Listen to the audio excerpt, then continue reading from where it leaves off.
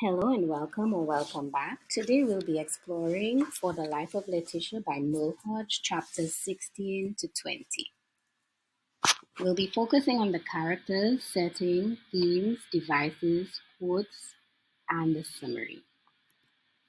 Chapter 16. In this chapter we have Doreen Sandiford and her gang, Miss Hafiz, Marlon Peters, Mr. Joseph, Mrs. Joseph, and Jani. And the setting is school. In this chapter, some of the students have started breaking the rules. Doreen Sandiford and her gang have been to the plaza to buy chicken and fries, an act which is strictly forbidden. However, no one dares to tell on her. Marlon Peters and his gang make a special effort to disrupt lessons, but they enjoy Mr. Joseph's literature class. They are reading The Year in San Fernando and love how it relates to them and their culture. Mrs. Lopez refuses to help Aunt Jani during a mathematics lesson. Laetitia is scolded for helping her, but she attempts to stand up for herself. Mrs. Lopez lectures the whole class while ensuring that she belittles Laetitia and Aunt Jani. The wicked circus horse strikes again. Devices here we have juxtaposition, we have contrast between Mrs. Lopez and Mr. Joseph. Different people, different teachers, different styles.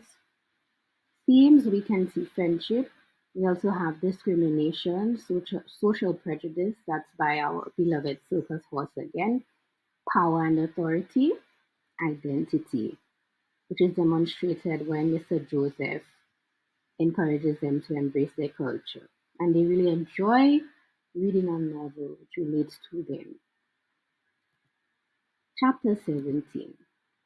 In this chapter, we have Mr. Tiwari, students, Joan Carr, Marlon and his gang, and the setting is school.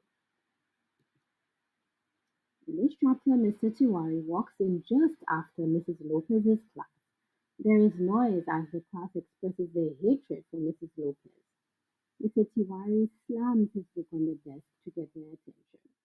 The class pays attention for a while until Marlon and his gang scare Joan Carr with a dead cockroach.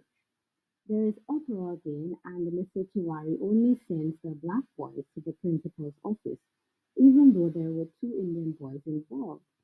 Marlon protests and sings a derogatory song about Indians. Mr. Tiwari hears them and calls them damn good for nothing baboons. Marlon continues to sing the song while doing an Indian dance. Others join in singing and dancing. Here we have humor. We also have the contrast between the black and Indian people there. Themes racism for sure, quite evidently Mr. Tiwari is racist. He punishes one race and not the other. We also have discrimination. Moving on to chapter 18. We're back home now in La Puerta. The characters are Michael, Miss Velma, Mr. Cephas. Michael has turned over a new leaf.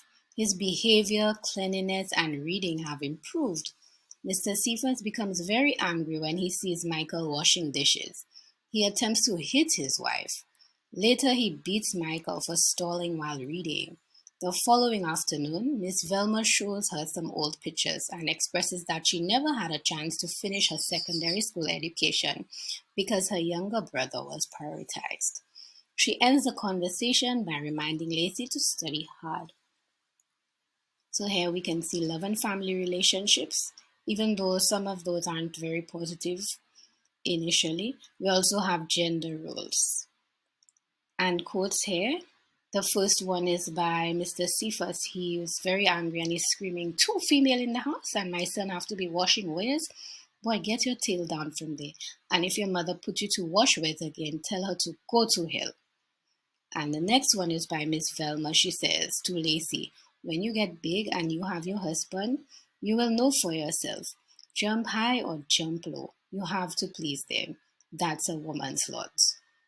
So she certainly believes that it is a woman's job to please and serve men.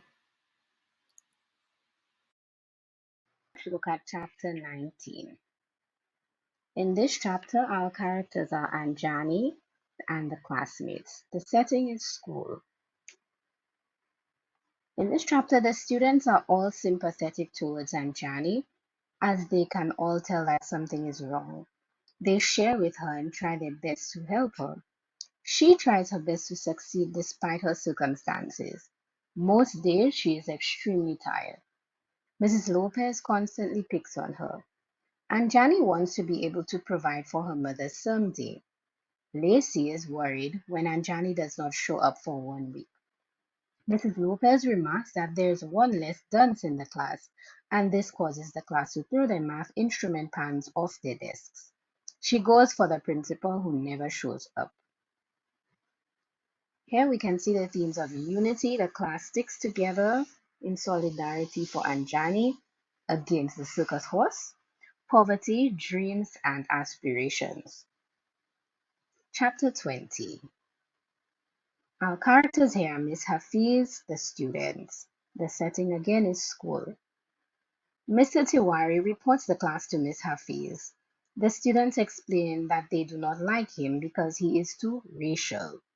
They then proceed to jokingly make racist statements. Miss Hafiz is disappointed that they would joke about such a serious issue. She explains that their behavior is racist and that racial is not the correct word. She tries to reason with them while Peters and Prasad playfully shoot imaginary guns at each other. They're not taking this seriously at all. And the themes here, obviously, racism. Quotes, I saw all of you laughing and skinning your teeth just now. So you think it would be a big joke if one side of your family were to kill off the other side, eh? Yes, so Miss Hafiz is very angry, but everybody else seems to be taking the racism issue for a joke. So if you have any questions or comments, you can feel free to type them below. And if there's anything you'd like to discuss with me, you can email this address and I'll get back to you as soon as I can.